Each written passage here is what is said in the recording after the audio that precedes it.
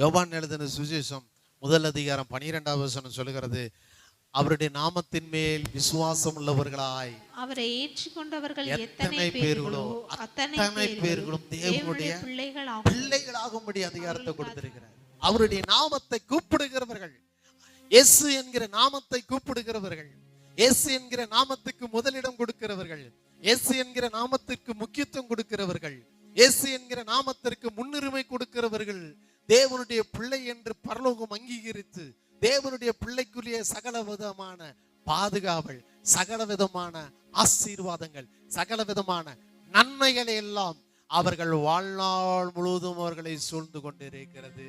கைய சட்டைகள்ல மூடி மறைத்துக் கொள்கிறார். எந்த தீங்கும் அணுகாதபடி காத்துக் கொள்கிறார். 3வது, பிள்ளையாக உங்களை அங்கீகரித்திருக்கிறார். இதுதாங்க இயேசு. இயேசு அவரை தேடுகிறவர்களுக்கு ஒரு நன்மையும் குறைபடுவது. யோபு 22 அதிகாரம் 21 வாசிங்க பார்க்கலாம். நீங்க அவரோடு பழகி சமாதானமாயிருங்கள், அதனால உங்களுக்கு பாருங்க, யார்கிட்ட பழகணுமோ அங்கதாங்க பழகணும். வரல, ஆசீர்வதிக்கல. பழக்கம் எங்க இருக்கு? போய் உலகத்துல போய் நேரத்தையும் பணத்தையும் உழைப்பையும் அங்க போடுறது, அப்புறம் நன்மை வரல. நான் சொல்றேன், அவரோட பழகுங்க. வேதம் சொல்லுகிறது, கடவுள் சொல்ற, யாரோட பழகணும்? நீங்க அவரோட பழகி அவரோட சமாதானமாக இருந்தா நன்மைகள் உங்களை தேடி உங்கள் வாழ்நாள் முழுவதும் வந்து கொண்டே இருக்கும். தேவ பிள்ளைகளே, வேதம் சொல்லுகிறது, இயேசுவோடு பழகுங்கள், இயேசுவோட சமாதானமா இருக்க பழகுங்க. பிசாசு இருக்க விட மாட்டான், அவர் கூட சண்டை போட வைப்போம். என்ன செஞ்சுட்டார்? நீயும் ஜெபம் பண்ண, நீயும் போன, நீயும் வந்த, என்ன?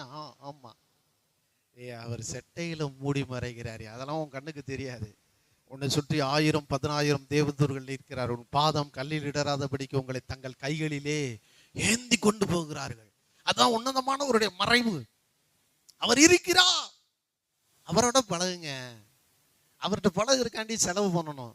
நாங்கெல்லாம் 21 வருஷமா அவரோட தான் பழகிட்டு இருக்கிறோம். பாருங்க, எங்க பழக்க வழக்கம் அவரோட தான் இருக்கு. எங்க பணத்தை அவருக்கு தான் செலவு பண்றோம். என் பலனை அவருக்காண்டி செலவு பண்ணோம். எங்க குடும்பமே இன்னைக்கு அவருக்காண்டி காரியங்களை செய்து கொண்டு இருக்கிறோம். அவர் எங்களை சட்டைகளின் நிழலில் மூடி மறைத்திருக்கிறார். எதுவும் எங்களை அணுகாதபடி பாதுகாத்து தப்பு வைத்திருக்கிறார்.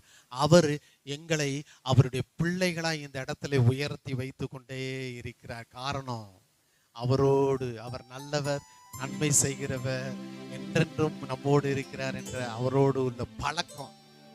ஆமென் சொல்லுங்க. பழக்கத்தை மாத்துங்க. கடவுளுக்கு முதலிடம். அவர் தாங்க நல்ல ஒரு நன்மை செய்கிறவர். அவர் தான் வாழ்நாள் முழுவதும் நம்மளை வெட்டி விடாம கூட்டிட்டு போறவர், கடைசியா பரலோகத்துக்கே கொண்டு போகிறவர். பழக்கம் எங்க இருக்கோ, ஆங்கிலத்துல ஒரு பழமொழி இருக்கு, உன் நண்பன் யார் என்று சொல், நீ யார் என்று நான் சொல்லுகிறேன். உன் ஃப்ரெண்டு யாரு? இவங்களா? அப்ப நீ இப்படித்தான் இருப்ப. இன்னைக்கு உங்க பழக்கம் தான் உங்க வாழ்க்கையவே தீர்மானிக்குது. தேவனோடு உள்ள பழக்கம் தேவனிடத்திலிருந்து சகலவிதமான பாதுகாவலையும் பராமரிப்பு மாத்திரமல்ல, சகலவித நன்மைகளையும் உங்கள் வாழ்நாள் முழுவதும் கொண்டு வருகிறதா இருக்கு. ஏசாயா 3:10 சொல்லுகிறது, உங்களுக்கு நன்மை உண்டாகும் என்று நீதிமான்களுக்கு. நல்லா கவனிச்சிங்கன்னா, அவரை தேடுகிறவங்க தாங்க நீதிமான்கள். அவங்க அவரை நோக்கி கூப்பிடுகிறவர்கள் தான் நீதிமான்கள். வேதம் சொல்லுகிறது, நன்மைகள் உண்டாகும். இதுவரைக்கும் நன்மைகளை நீ பார்க்காம இருந்தாலும், இதுவரைக்கும் உங்க வாழ்க்கையில பிசாசு தீமைகள் செய்திருந்தாலும், இனி உங்க வாழ்க்கை முழுவதும் தேவனுடைய நன்மைகள் உண்டாகும் என்று சேனைகளின் கர்த்தர் இன்றைக்கு வாக்கு பண்ணுகிறார்.